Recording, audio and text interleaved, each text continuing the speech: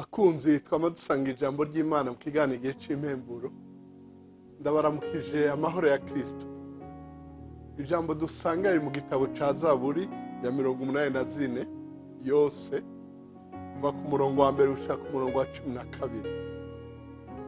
Zaburi igice ca 84 murongo wa mbere gushika ku wa 12 handitse ngo umutwe w'amajambo ngo iyi Zaburi yahawe umukuru w'abaririmbyi bavugira inanga mu ijwi ryitwa gititi.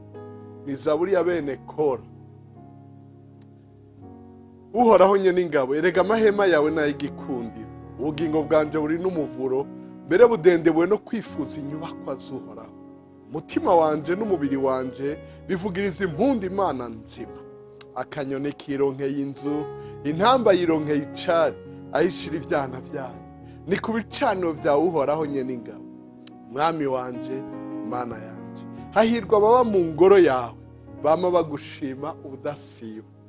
Sera. Hahirwa umuntu inkomezi ziwe zihagaze muri wewe.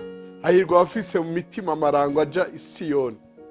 Iyo baciye mu mwonga witwa Marira, bawuhindura ahantu h'amariba. Mbere imvura y'intasuro iwambika imigisha. Bagenda bunguka inkomezi, umuntu wese wo muri bo aseruka imbere y'Imana i Siyoni. Uhoraho, Mana nyene ingabo, umva gusenga kwanje, tega ugutwi Mana ya Yakobo.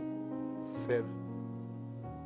Mana nk'inzo yacu, eheraba, witegereze mu maso yo warobanuje amavuta. Kuko kumara umunsi umwe mu nyubakwa zawe kuruta kumara iyindi gihumbi ahandi. Nopfuma mpagara ku gisafu c'ingoro y'Imana yanje, hako noba mu mahema y'abanyakibi. Kuko Uhoraho Imana ari izuba, ari nk'inzo. Uhoraho azotanga ubuntu n'icubahiro. Ntazogira iciza na kimwe yima abagenda batungana. Uhoraho nyene ingabo, hahirwa umuntu akwizigira. Imana ishimirwe ijambo ryayo. Mukundwa uri kurankurikira uri wenyene cyangwa dukurikira muri benshi, nkundira ndakwifurije kuba mu mahema y'Uhoraho. Haleluya. Muri iki gihe haciye ibiza nka coronavirus, byabuje abantu gukoranira hamwe mu bihugu byinshi, n'abandi bafatigwa n'ibikorwa byinshi kwa Mungu canke indi minsi hagati mu ndwi, bigatuma ataronka umwanya wo kuja mu ngoro y'Uhoraho gukoranira hamwe n'abandi. Hari igihe bishika bakaryoherwa kuguma bakurikira ibikorane online kuri YouTube, Facebook n'ahandi. Ni vyiza iyo wabuze akaryo, ariko nkundira ndagusabe, ndakuhimirize, ndakwinginge gukoranira hamwe n'abandi, kuko amahema y'Uhoraho n'ay'igikundiro. Abiga ivya Bibiliya bavuga ko uwanditse iyi Zaburi yari umwe mu bantu bariko ariyumvira bajanywe kwinyagano, ingoro y'Uhoraho yabaye umusaka, yaratawe. Atangura kubona ingene akanyoni nako kiyubakiye ku gicaniro, ntibagitanga ibimazi, ariko akanyoni kararyohewe kuhaba, arakifuza, agira aho yifuza kuba nk'ako kanyoni. Aterega amahema yawe n'ay'igikundiro. Hahiriwe abama mu mahema yawe, bama bunguka inkomezi.